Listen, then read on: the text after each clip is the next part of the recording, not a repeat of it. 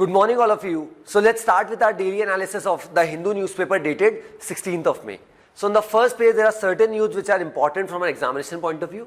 So let's discuss them one by one.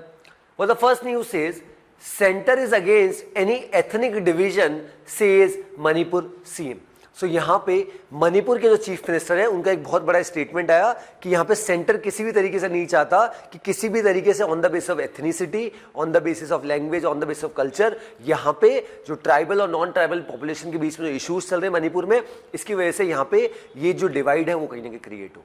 ये किस तरीके से स्टेटमेंट आया, क्योंकि रिसेंटली हमने देखा था कि there certain MLAs of BJP party, क्योंकि केंद्र में भी बीजेपी है और मणिपुर में भी BJP, N Biren Singh is the CM, तो देयर आर 4 एमएलएज इंक्लूडिंग, अगर मैं बात करता हूं जो चीफ मिनिस्टर है यहाँ पे मणिपुर के, उन सब ने विजिट करी थी न्यू दिल्ली। वहाँ पे जो हमारे union home minister Amit Shah ji, उनसे मुलाकात करी थी और अमित शाह जी ने इस चीज़ को क्लियर किया कि हम किसी भी तरीके का डिवाइड नहीं चाहते और हम चाहते हैं कि ये जो इशू चल रहा है इसको जल्द से जल्द रिजॉल्व किया जाए और इसमें जो हर संभव मदद हमारी तरफ से आपको चाहिए वो हम प्रोवाइड करने को तैयार हैं। और यहाँ पे लोगों में फिर से जो भाईचारा है, ब्रदरहुड है, उसको फिर से रीइंस्टेट यहाँ पर किया जाए और ये रिस्पॉन्सिबिलिटी यहाँ पर मणिपुर गवर्नमेंट की है कि किस तरीके से यहाँ पे लोगों तक पहुँचे। और ये जो पूरा इशू चल रहा है, इस पूरे इशू को अगर हम समझें कि रिसेंटली यहाँ पर क्या हुआ था कि मणिपुर के हाईकोर्ट ने एक डिसीजन दिया कि मणिपुर की कह सकते हैं लार्जेस्ट कम्युनिटी जो है, लगभग 52 से 53% जिसकी पॉपुलेशन है, दैट इज मैती कम्युनिटी,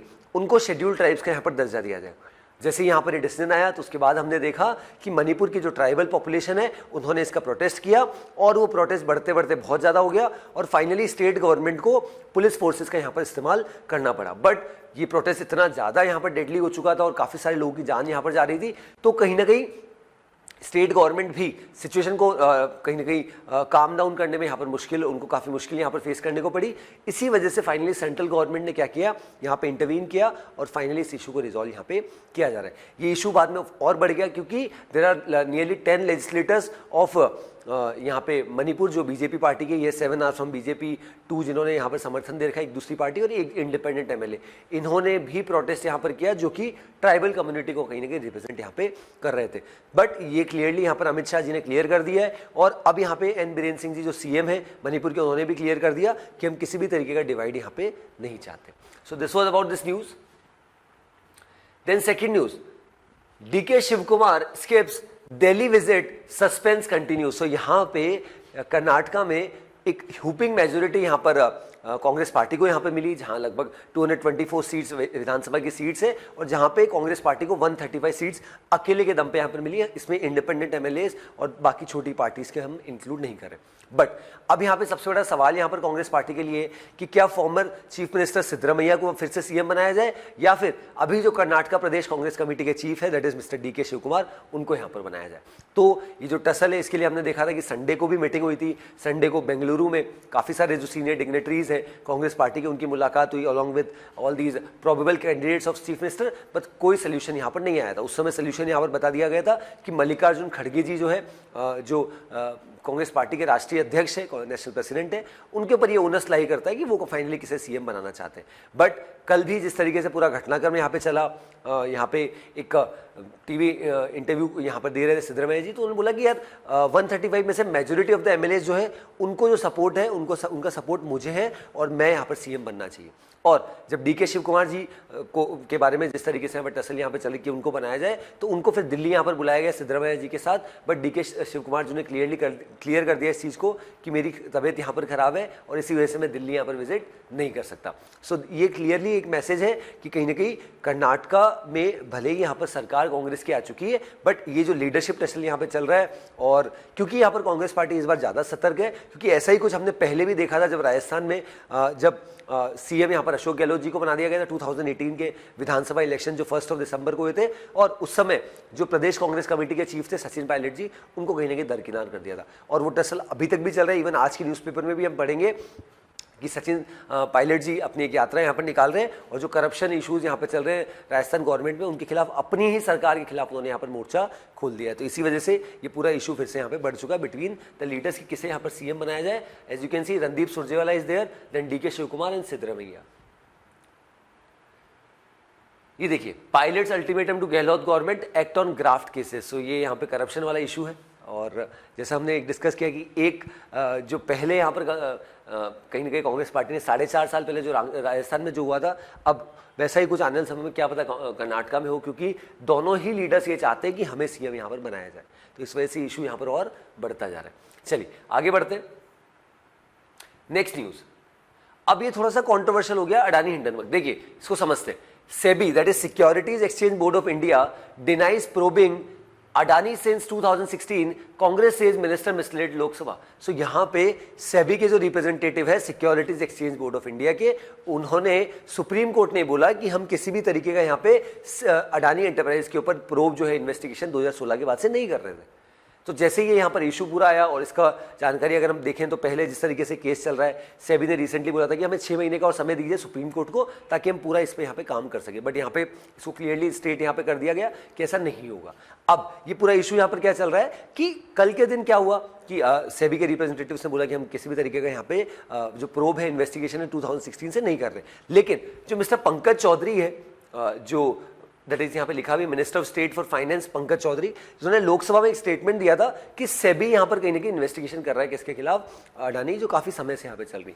अब कांग्रेस ने यहाँ पर जो कांग्रेस के जो लीडर्स है उन्होंने कहीं ना कहीं कटघरे में यहाँ पर खड़ा किया। That is on one side BJP के लीडर्स ये बोल रहे हैं कि सेबी ने ऑलरेडी इन्वेस्टिगेशन यहाँ पे किया, on the other hand SEBI खुद यहाँ पे जो कोर्ट है सुप्रीम कोर्ट वहाँ पे इस चीज़ को क्लियर कर रहा है कि हमारी किसी भी तरीके की इन्वेस्टिगेशन नहीं चल रही। इसी वजह से कांग्रेस के लीडर्स के द्वारा स्टेटमेंट दिए गए कि यहाँ पर बीजेपी लीडर ने क्या किया है, मिसलीड किया है किसको, पार्लियामेंट को, और वो अपने आप में गलत है। इसी वजह से इशू फिर से यहाँ पे आ चुका है। बट अडानी हिंडनबर्ग इशू की अगर मैं बात करता हूँ तो इतने समय से यहाँ पर चल रहा था, जिस तरीके से जनवरी में पूरा इशू हुआ, एक रिपोर्ट आती है, उसके बाद जिस तरीके से मार्केट यहाँ पर स्लैश डाउन हो जाता है और काफ़ी सारे लोगों को क्रिटिसिज्म, काफ़ी सारे लोगों को काफ़ी लॉसेज भी होते हैं शेयर मार्केट में। बट अल्टीमेटली आज की सिचुएशन ये है कि सेबी ने इसमें इंटरवीन किया है। सेबी ने बोला कि हम इस इशू को यहाँ पर रिजॉल्व करना चाहते हैं और हमें कुछ थोड़ा और एक्सटेंशन चाहिए ताकि हम समय हमें मिल जाएगा तो हम पूरे इस इशू को और इन्वेस्टिगेशन अच्छे से करके फाइनली कंक्लूजन पे आ जाएंगे किसकी इसमें गलती है, क्योंकि all these are mere allegations, we don't know कि क्या सच्चाई है, but mere on the basis of one report market पूरा यहाँ पे भारत में कहीं ना कहीं स्लैश हो गया, क्रैश डाउन हो गया।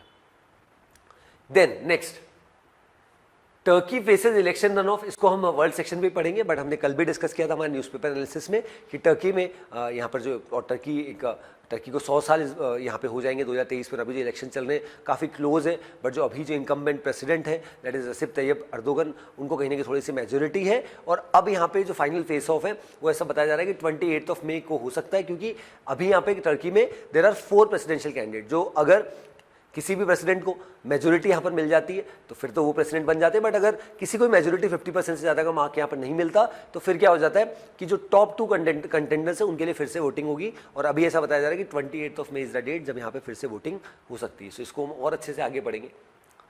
देन एक बहुत बड़ा स्टेटमेंट यहाँ पे दिया गया by union home minister Amit Shah ji, that is if law is drafted well judiciary won't get opportunity to overstep it, said by Amit Shah. So यहाँ पे अमित शाह जी जो हमारे देश के यूनियन होम मिनिस्टर और कॉर्पोरेशन मिनिस्टर हैं, उनके द्वारा स्टेटमेंट दिया गया कि जब हमारे देश में कोई भी कानून यहाँ पर बनाया जा रहा है और अगर वो कानून अगर सही तरीके से बनाया गया तो फिर जुडिशरी के पास भी कोई कहीं ना कहीं कह सकते हैं आप हस्तक्षेप करने के लिए कोई तरीका नहीं बचता। अदरवाइज काफ़ी बार कुछ वर्ड्स इस तरीके से इंसर्ट कर दिए जाते हैं, उसकी वजह से जुडिशरी इंटरवीन करता है और उस पूरे लॉ को कहीं ना कहीं उसमें कहीं ना कहीं एम्बिग्यूटी यहाँ पर आ जाती है।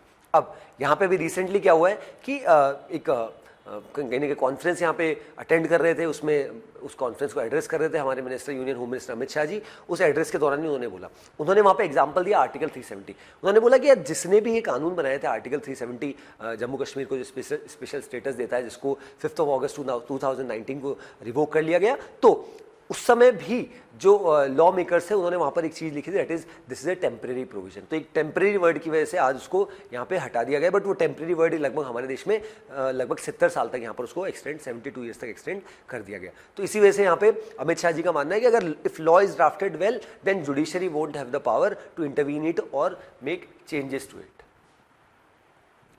चलिए आगे बढ़ते हैं। City part we can skip.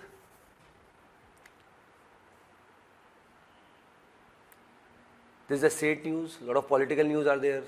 Then ये कर्नाटका से रिलेटेड ही है, हालांकि हमने इसके बारे में ऑलरेडी डिस्कशन किया है, थोड़ा सा और पढ़ लेते हैं क्या बोल रहे हैं। That is Vokkaliga leaders demand CM post for DK Shiv Kumar. So यहाँ पे अब अलग अलग कम्युनिटी से यहाँ पर सिद्धरामैया जी और डीके शिव कुमार जी यहाँ पर आते हैं, और अब डीके शिव कुमार जी जिस कम्युनिटी से बिलोंग करते हैं, दैट इज वोकालिंगा, उनके लोगों के द्वारा यहाँ पर अपनी बात रखी गई। और as you can see there are certain placards that have been flashed, that is activist of Vokalinga community demanding chief minister post of DK Shiv Kumar in Mysuru in Karnataka। That means उनका ऐसा मानना है कि यहाँ पे DK Shiv Kumar ji की ये मेहनत रही है, और उसी वजह से हम चाहते हैं कि कर्नाटका में अभी जो नई सरकार यहाँ पर बन रही है उसमें DK शिव कुमार जी क्या बने, प्रदेश के चीफ मिनिस्टर बने, कर्नाटका के चीफ मिनिस्टर बने। अब ये इशू यहाँ पर कांग्रेस पार्टी के लिए इसीलिए यहाँ पर बहुत डेडली यहाँ पर हो चुका है, क्योंकि उन्होंने अभी तक कोई सीएम फेस यहाँ पे डिक्लेयर नहीं किया था, और ये चुनाव यहाँ पे बिना सीएम फेस के, और कांग्रेस पार्टी बार बार इस चीज़ को रिआइटरेट करती है कि हमारे यहाँ पे बहुत सारे लीडर्स हैं, बहुत सारे केपेबल लीडर्स हैं सीएम बनने के लिए, तो हम किसी भी तरीके से उसका अनाउंसमेंट नहीं करते। और ये आजकल ये चलन हो भी गया, बीजेपी भी यही करती है बहुत सी जगह। अभी भी बीजेपी ने जो बसवराज बोमई है, जो फॉर्मर चीफ मिनिस्टर थे इसके पहले, तो उनको भी किसी तरीके से यहाँ पे ये नहीं प्रोजेक्ट किया कि वो सीएम बनेंगे। तो ये पूरा जो चुनाव था honourable prime minister Narendra Modi ji और बाकी जो लीडर्स के द्वारा यहाँ पर लड़ा गया था।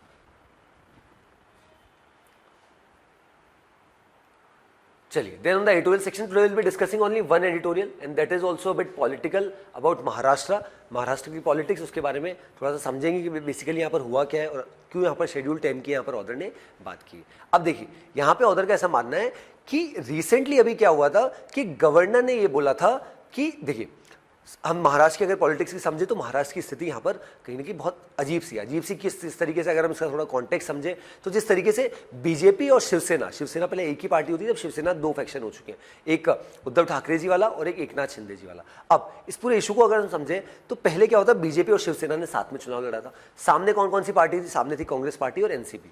लेकिन जैसे ही यहाँ पर ये पूरा इलेक्शंस हुए और यहाँ पे शिवसेना पार्टी की ये मांग थी कि चीफ मिनिस्टर हमारा हो, तो बट बीजेपी ने क्लियर कर दिया कि ऐसा नहीं होगा और उनको मेजोरिटी भी मिल गई चुनाव में। लेकिन शिवसेना ने क्या किया, कहीं ना कहीं एक तरीके से धोखा किया, और शिवसेना ने कांग्रेस पार्टी और जो एनसीपी है, नेशनल कांग्रेस पार्टी, शरद पवार जी वाली पार्टी, उनके साथ गठबंधन किया और सरकार चलाई।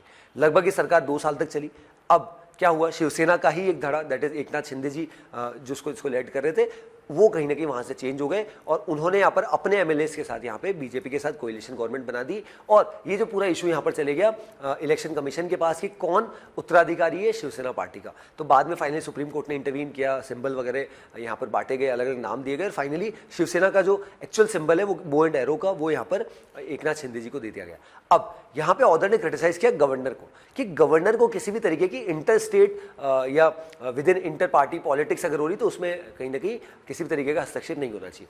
ऑर्डर के अकॉर्डिंग अगर हम देखें महाराष्ट्र की पॉलिटिक्स को, तो अगर यहाँ पे शिवसेना, जिसको सीएम उद्धव ठाकरे जी थे, अगर वो अपनी मेजोरिटी यहाँ पर प्रूव नहीं कर पा रहे थे, तो the owners lies in the hands of governor कि वो किसको यहाँ पर बात करे। जो लीडर ऑफ अपोजिशन है, दैट इज उस समय देवेंद्र फडणवीस जी थे जो बीजेपी के, उनको बोले कि आप सरकार बनाने के लिए आपको आमंत्रण दिया जाता है। रादर यहाँ पे गवर्नर के द्वारा क्या किया गया, एकनाथ शिंदे जी जो उसी फैक्शन से थे, शिवसेना पार्टी से ही अलग होके, उनको यहाँ पर अपॉर्चुनिटी दी गई और फाइनली वो सीएम यहाँ पर बन गए। तो यहाँ पर ऑर्डर का मानना है कि गवर्नर अपने आप में कॉन्स्टिट्यूशनल पोस्ट होती है, एक बड़ी पोस्ट होती है, और रादर गवर्नर को इस तरीके की चीज़ों में इन्वॉल्व नहीं होना चाहिए कि विद इन पार्टी पॉलिटिक्स किस तरीके से यहाँ पे चल रही। तो इसी वजह से यहाँ पे ऑर्डर ने क्रिटिसाइज किया यहाँ पे गवर्नर्स को। और अब यहाँ पे रिसेंटली जो इशूज़ यहाँ पर हो रहे हैं महाराष्ट्र में, इसमें जो स्पीकर है उनका रोल यहाँ पर बहुत इंपॉर्टेंट है कि वो कैसे ये पूरा फ्लोर टेस्ट और जिस तरीके से एक विप जारी यहाँ पर करते हैं, क्योंकि महाराष्ट्र की आज की पॉलिटिक्स इस तरीके की हो रखी है कि काफ़ी सारे इवन शिवसेना के साथ ये चैलेंज बड़ा हो चुका है कि शिवसेना पार्टी ने के जो लीडर्स हैं उन्होंने एक्चुअल में चुनाव जिस सिंबल पे यहाँ पे लड़ा था, और अब यहाँ पे क्योंकि अलग अलग फैक्शन हो चुके हैं, अगर पार्टी विप जारी करती है तो आपको उसके फेवर में यहाँ पर वोट करना पड़ता है। तो ये सारे इश्यूज यहाँ पे महाराष्ट्र की पॉलिटिक्स में हमें देखने को मिल रहे हैं। इसी वजह से समय समय पर महाराष्ट्र की पॉलिटिक्स के बारे में हम न्यूज़पेपर में देख रहे हैं कि जो महाराष्ट्र के जो स्पीकर है राहुल नवलंकर, उनका क्या टेक यहाँ पर रहता है, वो किस तरीके से फ्लोर टेस्ट करवाते हैं, नहीं करवाते हैं, या किस तरीके से पूरी पॉलिटिक्स यहाँ पर चलती। तो उन सभी चीज़ों को यहाँ पे हाईलाइट किया। Floor test was wrong in law, that is Maharashtra के गवर्नर का जो डिसीजन आया उसके बारे में यहाँ पर हाईलाइट किया गया। देन उसके बाद यहाँ पे वैलिडिटी ऑफ विप जारी करती है, मतलब कोई पॉलिटिकल पार्टी विप जारी करती है, सभी लीडर्स को वहाँ पर आना पड़ता है और कहीं ना कहीं अपनी पार्टी के पक्ष में यहाँ पर वोट करना पड़ता है। अब जो शिवसेना फैक्शन है उनके लिए बड़ा चैलेंज है, क्योंकि जिस पार्टी के साथ जिसको अपना लीडर मानते थे उनकी तो पार्टी अलग हो गई, और काफ़ी सारे लीडर्स यहाँ पे एकनाथ शिंदे जी के साथ आ गए, जो उद्धव ठाकरे जी उनके साथ बहुत कम एमएलएज यहाँ पर है, तो वो अपने आप में बहुत बड़ा चैलेंजिंग सिचुएशन यहाँ पे हो रखा है। देन ऑर्डर ने यहाँ पर 10th शेड्यूल की बात करी। और अगर मैं वैलिडिटी ऑफ विप की बात करूं तो 2 लाइन हमें पढ़ना चाहिए, that is very important. That is both the groups issued whips to all the members of the Shiv Sena party and each group has moved disqualification petitions against the other group। एक दूसरे के खिलाफ disqualification petition यहाँ पर file करी। It has been rightly held by the court that the decision on a disqualification petition should be taken in the first instance by the speaker। That is यहाँ पे speaker का role अपने आप में बहुत बड़ा हो जाता है। इसी वजह से बार बार मैं इस चीज़ को रिहाइड्रेट कर रहा हूँ कि यहाँ पे इसी वजह से राहुल नवलंकर को बार बार हाईलाइट किया जा रहा है कि उनका क्या टेक रहेगा करंट सिचुएशन में, और किस तरीके से फ्लो टेस्ट अगर होता है या पूरा ये जो सरकार है किस तरीके से आगे चलेगी, वो बहुत इंपॉर्टेंट चैलेंजिंग सिचुएशन यहाँ पे हो रही है। देन 10th शेड्यूल की अगर बात करें, contemplates an original political party and a faction which arose as a result of a split in the original party when paragraph 3 contained the split provision। तो पूरा यहाँ पर 10th शेड्यूल के बारे में बताया किस तरीके से यहाँ पर मर्जर होता है, किस तरीके से जो इशू ऑलरेडी यहाँ पर चल रहा है उसको यहाँ पर हाईलाइट किया गया। सेक्शन 2 सबसेक्शन 1 की यहाँ पर बात की गई और अल्टीमेटली एंटी डिफेक्शन लॉ की बात करी। एंटी डिफेक्शन लॉ का मतलब होता है कि आप जिस पार्टी के साथ चुनाव लड़े हैं, अगर आप पार्टी चेंज करना चाहते हैं तो आपके साथ एक percentage of population, percentage of people, percentage of representatives वहाँ पे होने चाहिए, अदरवाइज आप चेंज नहीं कर सकते। इससे आपकी सदस्यता तक जा सकती है। यही चीज़ हमने राजस्थान में भी देखी थी और यही चीज़ अभी हमने महाराष्ट्र में भी देखी थी। That is anti defection law, आया राम गया राम वाली कहानी। दैट इज अब इसकी एंडिंग पढ़े तो ऑर्डर क्या सजेशन है, क्या कंक्लूजन है। That is the judgment creates a certain amount of confusion by talking about factions and the need for the speaker to decide which faction is the real party. Right, the Supreme Court could have decisively stated that it is Uddhav Thackeray's party which is the original political party and that party alone could issue a valid whip. If it had said so, Mumbai would have not been in such a state of confusion as it finds itself in today। अब देखिए, एक तरफ शिवसेना है, एक तरफ यहाँ पे उद्धव ठाकरे जी की शिवसेना है। अब अगर विप जारी करते हैं तो जो ऑलरेडी रिप्रेजेंटेटिव्स है, एमएलएज है, वो किसको यहाँ पर वोट करे, एक्चुअल पार्टी कौन सी है, अब वो सिंबल किसको चल जा चुका है। इसी वजह से पूरा कंट्रोवर्सी यहाँ पर करंट सिचुएशन में महाराष्ट्र की पॉलिटिक्स में हमें देखने को मिल रही है।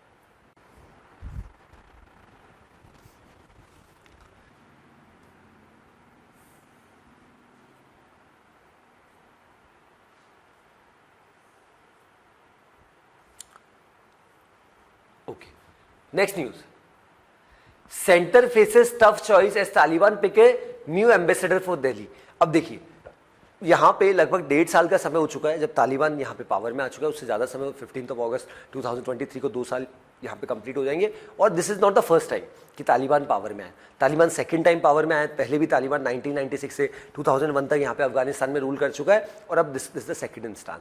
अब भारत ने जब पहले भी तालिबान यहाँ पे अफगानिस्तान में रूल करने के लिए आया था तब भी हमने भारत ने लीगल नहीं किया था कि हमने कहीं ना कहीं मान्यता नहीं दी थी कि हम तालिबान को एज एन ऑफिशियल गवर्नमेंट यहाँ पे मानते हैं, क्योंकि हमारा हमेशा से टेक रहा है कि हम हमेशा डेमोक्रेसी को ही सपोर्ट करते हैं। आप म्यांमार की बात करिए, बाकी देशों की बात करिए, हमेशा से म्यांमार में भी मिलिट्री को रखा है, बट हमारा क्लियर स्टांस है कि हम डेमोक्रेसी को चाहते हैं कि रीइंस्टेट फिर से हो।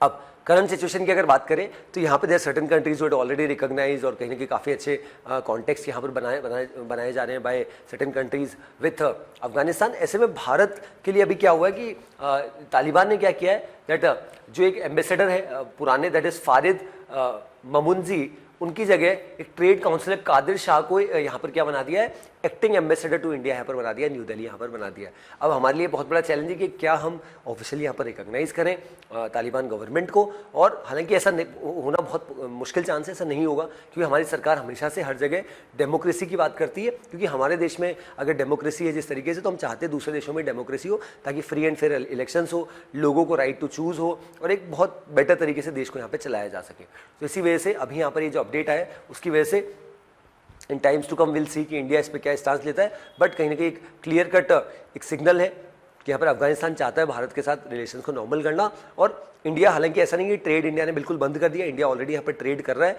यहाँ पे अफगानिस्तान के साथ, बट उसमें काफ़ी कमी आई है। जितना प्रोजेक्ट्स हम पहले चलाते थे डेमोक्रेटिक गवर्नमेंट के समय जब अफगानिस्तान में थी, उसमें काफ़ी कमी अभी देखने को मिल रही है।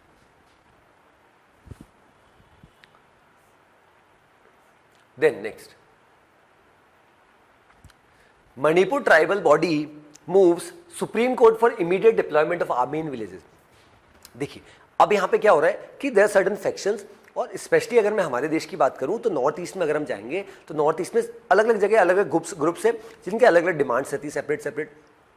आप नागालैंड की बात करिए, आसाम की बात करिए, सभी स्टेट्स में कुछ ना कुछ इशूज़ यहाँ पे रहते हैं। अब सेंट्रल गवर्नमेंट क्या करती, अग्रीमेंट साइन करती जैसे हमने नागा पीस अकॉर्ड पहले भी पढ़ा है, 2015 में साइन हुआ था। वहाँ पे एक फैक्शन है NSCN IN जिनका मानना है कि हमें सेपरेट फ्लैग, सेपरेट कॉन्स्टिट्यूशन चाहिए, तो वो हमारे यहाँ देश में अलाउड नहीं है। अगर आप भारत में रहना चाहते हैं, आप भारत में रहते हैं, तो आपको भारत का संविधान, भारत का कानून और भारत का फ्लैग, सभी चीज़ यहाँ पे माननी पड़ेगी। उसी के बाद 2015 में एक अग्रीमेंट साइन किया, उस समय सेंट्रल गवर्नमेंट और जो NSCN फैक्शन है, इससे नागा पीस अकॉर्ड बोला जाता है, और उसमें इंटरलॉक्यूटर जो थे RN रवि, जो अभी करंटली तमिलनाडु के गवर्नर है। अब यहाँ पे क्या हुआ है कि मणिपुर में भी ऐसी हालत है।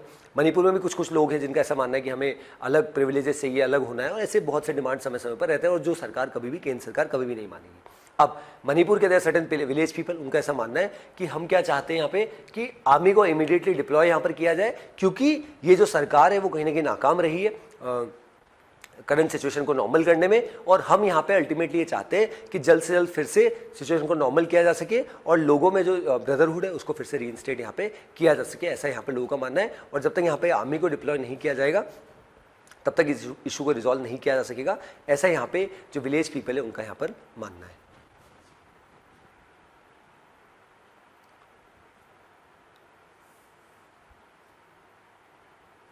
चलिए ऑन द वर्ल्ड सेक्शन चलते हैं। What the title says, resurgent Erdogan paints vote as a victory, rival remains hopeful. So अब यहाँ पे रसब तैयब अर्दोगन की अगर बात करूँ और इंडिया और टर्की के रिलेशंस की बात करूँ, तो टर्की का चुनाव अपने आप में बहुत बड़ा हो जाता है, क्योंकि टर्की में लगभग पिछले 20 साल से जो लीडर है वो कहीं ना कहीं डेमोक्रेसी की जगह एक ऑथोरिटेरियन रूल यहाँ पर लेके आ चुका है, और सिचुएशन बहुत ख़राब है। स्पेशली भारत के साथ रिलेशंस की अगर मैं बात करूँ या बाकी देशों के साथ रिलेशंस की बात करूँ, तो टर्की का अलग अलग स्टांस यहाँ पर रहता है। इंडिया के खिलाफ तो हमेशा ही टर्की का हमने देखा है कि जहर ही यहाँ पर उगलता है टर्की के द्वारा। अब स्पेशली करंट रिजाइम में जो करंट अभी प्रेसिडेंट है mister Erdogan, as you can see in the photograph itself. अब यहाँ पे चुनाव हो रहे हैं। अब चुनाव हो रहे हैं, सबसे बड़ी कहानी ये है कि कौन जीतेगा। यहाँ पे जो इलेक्शंस होते हैं वो अलग तरीके से होते हैं। यहाँ पे प्रेसिडेंट के चुनाव में पहले प्राइम मिनिस्टर भी हुआ करते थे टर्की के, बट इन भाई साहब ने क्या किया, अपने देश में कानून लेके आए और प्राइम मिनिस्टर की पोस्ट को यहाँ पर खत्म कर दिया। अब पूरा रूल जो है इनके, पूरा जो पावर है इनके पास है, प्रेसिडेंट के पास। अब यहाँ पे प्रेसिडेंट के जो इलेक्शंस हो रहे हैं इसमें कुछ पॉलिटिकल पार्टीज ने कोएलिशन किया है और अगेंस्ट में एक पर्सन को भी यहाँ पर खड़ा किया जो बहुत स्ट्रॉन्ग है। बट अभी के जो शुरुआती यहाँ पर जो रिजल्ट यहाँ पे परिणाम अभी देखने को मिल रहे हैं उसमें ऐसा बताया जा रहा है कि रसब तैयब अर्दोगन को एक क्लियर कट यहाँ पे मेजोरिटी यहाँ पर मिल रही है और आने वाले समय में वो सरकार बना सकते हैं। बट क्योंकि यहाँ पर क्लियर कट मेजोरिटी अगर नहीं मिलती तो जो टॉप लीडर्स जिनको यहाँ पर वोट्स मिले उनको क्या किया जाएगा, उनको फिर से यहाँ पे चुनाव होगा 28 मई, जो मैंने फर्स्ट पेज में यहाँ पर बताया था, और उससे फाइनली ये डिसाइड होगा कि यहाँ पे टर्की का नेक्स्ट प्रेसिडेंट यहाँ पर कौन होगा। ठीक है, then the last news. So the statement has been made by the president of Ukraine, that is, we can't control the sky. Zelensky says as he asks for fighter jets on UK visit. देखिए अभी जो Ukraine के president है वो अलग अलग जगह visits कर रहे हैं तो अपनी बात रख रहे हैं। अल्टीमेटली आज सिचुएशन ये है कि कोई भी देश, स्पेशली अगर developing so called developed countries की अगर बात करूं तो वो नहीं चाहते कि इस इशू को रिजॉल्व किया जाए, क्योंकि आप सोचिए लगभग 1.25 साल का समय होने आ चुका है, बट अभी तक भी दोनों देशों के, दैट इज रशिया और यूक्रेन, दोनों के जो प्रेसिडेंट्स हैं mister Zelensky and mister Putin, उनके आपस में एक सिंगल टेबल पे बातचीत नहीं हुई। अगर ये बातचीत नहीं होगी तो ये इशू रिजॉल्व नहीं होगा और ultimately the onus lies on the hands of the so called developed Nations like US, UK, European countries including NATO की, वो आके यहाँ पर बातचीत कराए, मध्यस्थता कराए और इस इशू को यहाँ पर रिजॉल्व करे। बट ऐसा यहाँ पर देखने को नहीं मिल रहा है और रादर इस इशू को और यहाँ पे एस्केलेट किया जा रहा है। किस तरीके से, जब यहाँ पे मिस्टर जेलेंस्की अलग अलग देशों में विजिट करते हैं, अपनी बात यहाँ पे रखते हैं, अभी बर्लिन गए, देन यहाँ पे लंदन विजिट किया, यूके गए, तो वो क्या कर रहे हैं और ज़्यादा यहाँ पे हथियार मांग रहे हैं। क्यों मांग रहे हैं? वो बोल रहे हैं कि हमारे यहाँ पे रशियन अग्रेसिवनेस जिस तरीके से कंटिन्यूस अटैक्स यहाँ पे रशिया के द्वारा किए जा रहे हैं, तो हमें यहाँ पर क्या चाहिए, हम अपने आप को प्रोटेक्ट करने के लिए हमें और ज़्यादा हथियार चाहिए। तो अगर हथियारों से, तो अल्टीमेटली होगा क्या, वो देश दे भी देंगे in order to show solidarity to US and other countries, but ultimately the problem lies कि इससे इस इशू को रिजॉल्व यहाँ पर नहीं किया जाएगा। रादर ये जो इशू है रशिया यूक्रेन वॉर, ये और ज़्यादा एस्केलेट होगा और इसके ऑलरेडी रिपरकशंस हमने क्रूड ऑयल के जो प्राइसिंग है, ओवरऑल जो बाकी जो चीज़ें हैं, फर्टिलाइजर, सब में जिस तरीके से चेंजेस देखे, जिस तरीके से डिमांड सप्लाई, काफ़ी सारे देशों की फाइनेंशियल कंडीशन यहाँ पर ख़राब है, इकोनॉमी की स्थिति ख़राब है, तो ऐसे में ये सब एक बहुत बड़ा यहाँ पर इम्पैक्ट पड़ा इसका रशिया यूक्रेन वॉर का, क्योंकि हम ऑलरेडी 2 साल लगभग कोविड में देखा था और उसके बाद जैसे सिचुएशन को नॉर्मल किया जा सका, तब ये स्टार्ट हो गया, that is Russia Ukraine war on 22 फरवरी 2022। सो अब यहाँ पे सिचुएशन क्या है कि यहाँ पे अलग अलग जगह जा रहे हैं, और ये भाई साहब का क्लियर एक स्टांस है कि ये जहाँ भी जाते हैं एक तो हथियार मांगते हैं, और सामने वाला देश अगर इनको कोई मेडल पहना दे तो खुश हो जाते हैं कि हाँ अच्छी बात है कि मुझे मेडल मिला। बट अल्टीमेटली ये सोचना चाहिए कि this person is a stand up comedian, और आज देश की स्थिति ये हो रही है कि एक वॉर है। रीजन क्या है वॉर का? इन्हें नेटो ज्वाइन करना, नॉर्थ अटलांटिक ट्रीटी ऑर्गेनाइजेशन, और रशिया ने समय समय पर बार बार वार्न कर दिया था कि आप ऐसा मत करिए, अगर आप कर रहे हैं तो इसके स्ट्रॉन्ग रिपरकशंस होंगे। बट इनको सपोर्ट यहाँ पे यूएस और वेस्टर्न कंट्रीज के द्वारा क्लियरली यहाँ पर किया जा रहा था, और उसी वजह से आज ये इंपैक्ट हो चुका है कि रशिया यूक्रेन का जो ईस्टर्न रीजन है वो कहीं ना कहीं रशिया ने कैप्चर कर लिया है, और उसको वापस से यहाँ पर हथियाने के लिए रशिया अपनी ओर से अपनी पूरी ताकत लगा रहा है, और यूक्रेन यहाँ पे उसको रिटेलिएट करके फिर से वापस अपनी टेरिटरी में इंक्लूड करने के लिए फिर से यहाँ पे कोशिश कर रहा है। तो इस इशू को यहाँ पर और ज़्यादा एस्केलेट किया जा रहा है rather than solving this particular issue. So this was about this news. Okay, so herein I conclude with today's session. I hope the session was insightful. That's all from my side. Thanks for watching.